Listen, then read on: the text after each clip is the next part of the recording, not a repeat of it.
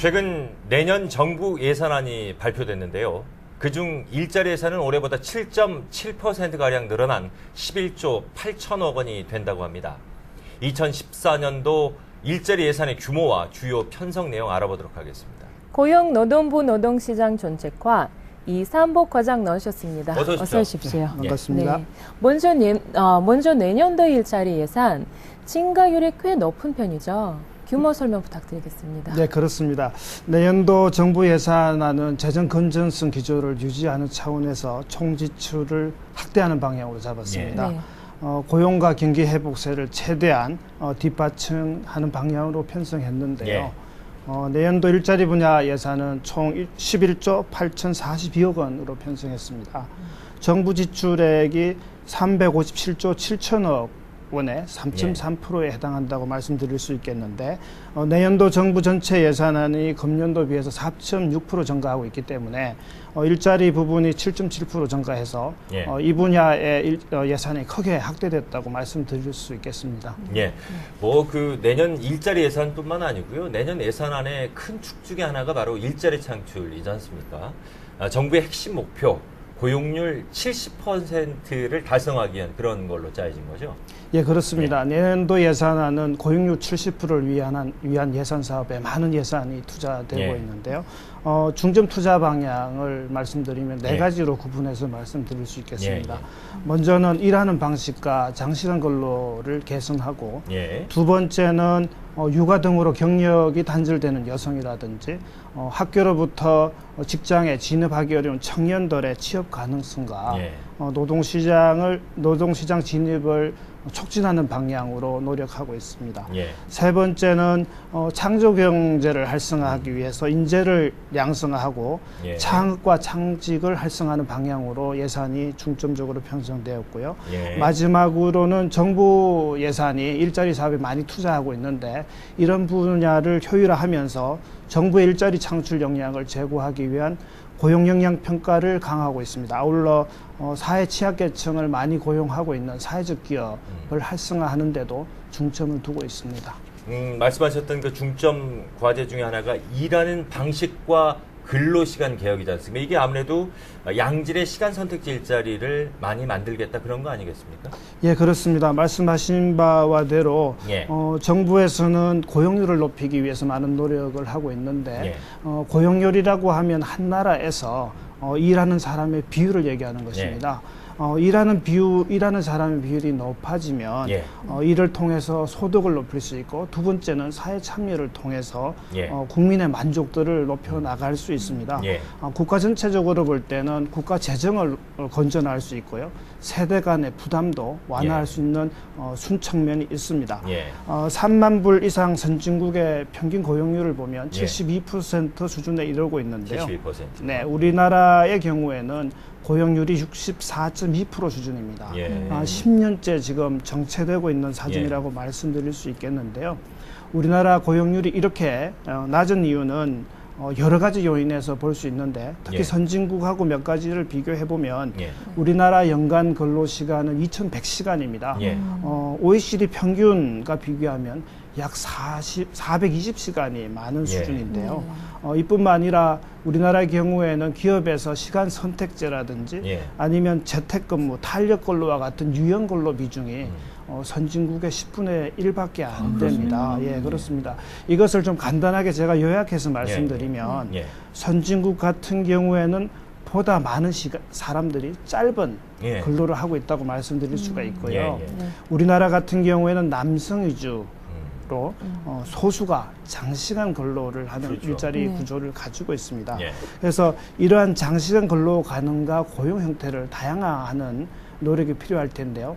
이런 노력을 통해서 저희가 일자리를 나누고 추가해서 이 자리에 젊은 계층과 또는 여성들이 일자리를 갖게 해주고요. 노동시장에 나오게 하는 것이죠.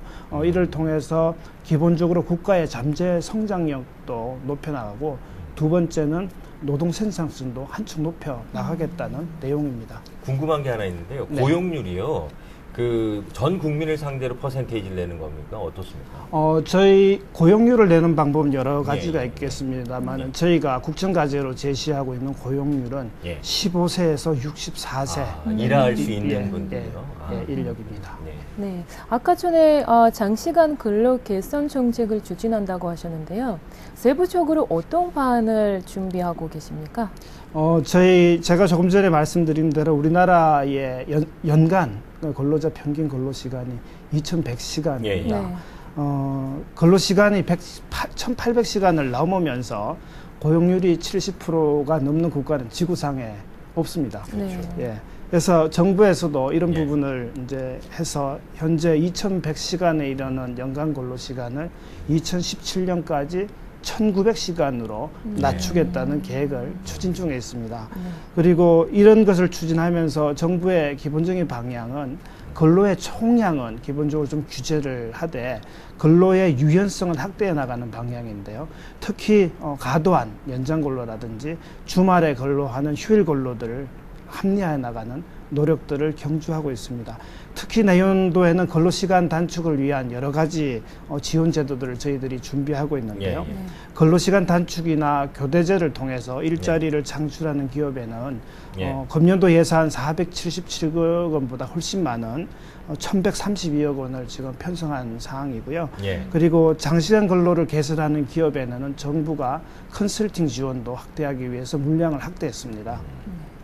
그리고 구체적으로 교대제 개편과 관련해서 정부 지원 내용을 제가 구체적으로 설명을 드리면 내년에는 이제 교대제 개편을 하기 위해서는 여러 가지 설비 투자들이 기업에 필요할 텐데 중소기업은 설비 투자하는 비용을 정부가 지원할 것이고요. 예. 대기업에는 설비 투자를 위해서 필요한 돈을 융자해서 지원할 계획입니다.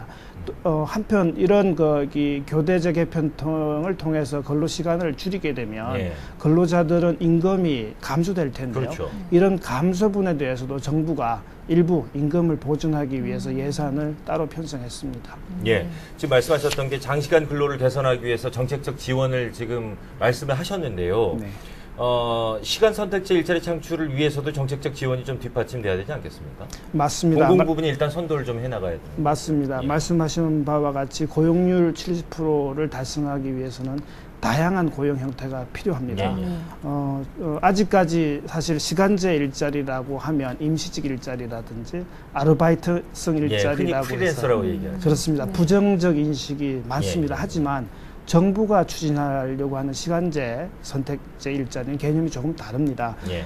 기본적으로 개인이 자발적으로 선택하는 일자리이고 임금과 복리 수준에서 전일제 일자리와 차별이 없는 일자리고 기본적으로 최저임금과 4대 사회보험이 적용되는 일자리를 의미합니다. 예. 그래서 정부에서는 이런 일자리들을 시간 선택제 일자리라고 지금 부르고 있습니다. 예, 그래서 이런 일자리를 누리기 위해서 저희가 여러 가지 전략을 쓰고 있는데요. 예. 첫 번째는 사회자님께서 말씀하신 예, 바와 예. 같이 정부와 공무원 부분에서 선도하고자 합니다. 예. 공무원 부분에서도 적절한 일자리는 시간 선택제 일자리로 저희가 채용을 해나가는 노력도 하고 있고요. 예. 공공 부분에서도 시간 선택제 일자리가 가능한 분야를 연구하고 있습니다. 예. 이런 공공 부분의 선도적 노력과 함께 예. 기업에서도 자발적이고 선도적인 노력이 있을 텐데 이런 것을 발굴해서 확산하고자 합니다. 예. 특히 이제 기업이 자율적으로 이런 일자리를 좀 노력하게 하기 위해서는 예. 정부가 지원을 좀 하려고 하는데요. 지금까지는 시간 선택적 일자리에 대해서 1인당 60만 원의 지원을 해왔지만은 내년에는 지원금 연간입니까? 월입니다. 월 60만 예, 원 그렇습니다. 내년에는 한 80만 원 수준으로 지원금을 상향 조정할 계획이고요. 예. 특히 이런 시간제 일자리를 노리는 기업에 대해서 저희가 세제 지원도 지금 준비하고 있습니다. 예. 고용 창출 투자 세액 공제 제도라고 말씀드릴 수 있겠는데 예. 산증할 때 시간 선택제는 과거에 0.5명으로 산증이 되었는데요. 예. 내년부터는 0.75로 산증해서 세액 공제를 훨씬 우대해서 저희가 지원하려고 합니다. 한편 시간 선택제 관련해서는 임금이 많지 않기 때문에 정부에서는 사회보험료 감면을 해주기 위해서 예산을 별도로 편성하였습니다. 한 가지 궁금한 게요. 네. 민간 부분에서 시간 선택제 일자리 1인당 80만 원이라고 그러셨죠. 내년부터 80만 원 늘린다고 그랬는데 그렇다 보면 너나 할 것 없이 많이 지원을 할 것 같은데 그게 총액 한도나 뭐 이런 건 없습니까? 저희가 시간 선택제 관련해서 저희가 모든 물량을 지원할 수 있을지는 아직 모르겠습니다. 예. 왜냐하면 예산 범위 내에서 저희가 지원을 할 계획인데요. 예. 시간 선택제 일자리라도 저희가 나름대로 조건은 지금 생각하고 있습니다. 예. 임금 수준, 조금 전에 말씀드린 것과 같이 예. 최저임금이 보장되고 사회보험료가 적용이 돼야 되고 예. 전일제와 차별이 없어야 되고 그런 조건들이 있기 때문에 저희가 지원 대상은 지금 꼼꼼히 검토하고 있는 예, 사항입니다. 알겠습니다. 네, 스마트 워크센터도 구축한다고 들었는데요. 혹시 어떤 내용인지 설명 부탁드립니다. 예, 스마트 워크센터는 저희에게 좀 생소한 개념인데 네. 이렇게 생각하시면 될 것 같습니다. 근로자들이 보통은 자기가 근무하는 근무지에서 근무하게 되는데 스마트 워크센터는 자기 주거지와 가까운 공간에서 일하게 되는데요.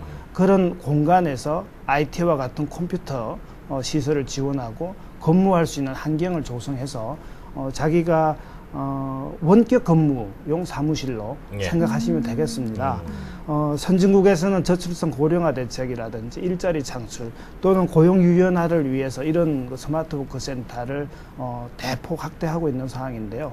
일례를 들어서 고용률이 높고 그리고 시간제 근로 비중이 높은 네덜란드 경우에는 전국에 100개의 워크센터가 있다고 합니다. 그래서 우리 정부에서도 유연 근무를 확산하기 위해서 스마트 워크센터를 내년도 시범적으로 10개 정도 주요 도시에 설치하고자 합니다. 이런 스마트 워크센터를 설치하는 기업에는 저희가 5억 원 정도의 한도 내에서 비용의 한 70% 정도를 정부가 지원할 계획을 가지고 있습니다. 지금 시간 관계상 질문 하나만 좀 드릴게요. 네. 양질의 시간 선택지 일자리도 굉장히 중요하죠. 그에 못지않게 청년 실업 문제 해소도 굉장히 중요한 과제 중에 하나지 않습니까? 네네. 정책을 좀 소개해 주시죠. 예, 청년 일자리 관련해서는 정부가 정말 다양한 대책들을 추진하고 있는데요. 우리나라의 청년 고용률을 15세에서 29세로 산정하면 현재 40% 수준이고요. 이것이 최근 지속적으로 하락하는 상황을 보여주고 있습니다. 청년 고용률이 낮은 이유는 여러 가지 원인에서 찾을 수 있겠는데요. 하나는 보수의 불일치, 하나는 기업이 요구하는 능력의 불일치, 세 번째는 양질의 일자리를 찾지 못하는 정부의 불일치라고 생각할 수 있겠습니다. 한두 가지 원인이 아니고 복합적인 원인에 의해서 기인되기 때문에 정부에서도 복합적인 이게 종합 대책을 지금 쓰고 있는데요. 특히 정부가 내년도에 신경 쓰고 있는 것을 몇 가지 소개를 드리면 청년이 학교에서부터 사회로 조기에 진출할 수 있도록 하는 노력들을 좀 하고 있습니다. 독일이나 미국, 영국 등 같은 경우에는 이를 기반으로 학습을 하는 체계를 많이 쓰고 있는데 우리 같은 경우에는 주로 학교 교육을 통해서 바로 기업에 들어가는 체계에 주로 중점이 되어 있습니다. 내년부터는 한국에 맞는 일학습 듀얼 시스템을 만들어서 학교, 고등학교 또는 대학교에서 현장에서 배운 능력들을 바로 이렇게 직장에서 사용할 수 있도록 할 계획입니다. 금년도에 약 50개 기업이 이런 내용들을 시범적으로 시행하고 있는데요. 내년에는 1,050개 정도의 기업이 참여토록 할 계획이고요. 예산도 626억 원을 편성했습니다. 그리고 국가 직무 표준 능력 같은 것을 개발하는데요. 이런 것은 학교에서 배우는 내용들이 현장과 일치하도록 하는 그런 내용이 되겠고요. 또한 우리가 정부에서 노력하고 있는 게 핵심 직무 역량 평가 모델이라고 해서 채용에서부터 기업이 필요한 역량을 잘 국가에서 제시하는 내용 표준을 참고해서 불필요한 스펙을 쌓지 않고 필요한 능력의 사람을 뽑도록 하는 것도 지원하고 있습니다. 그리고 최근에 해외 취업도 굉장히 활성화하고 있는데 과거의 노력과 달리 외국에 있는 한국인 관련 네트워크를 총동원해서 정부도 하나의 통신 정보망에 모아서 해외 취업 지원 사업도 효율화하는 등등의 사업들 굉장히 많이 저희가 노력하고 있습니다. 네, 알겠습니다. 지금까지 고용노동부 노동시장 정책과 이상복 과장과 함께 내년도 일자리 예산의 주요 내용에 대해서 알아봤습니다. 오늘 말씀 고맙습니다. 감사합니다.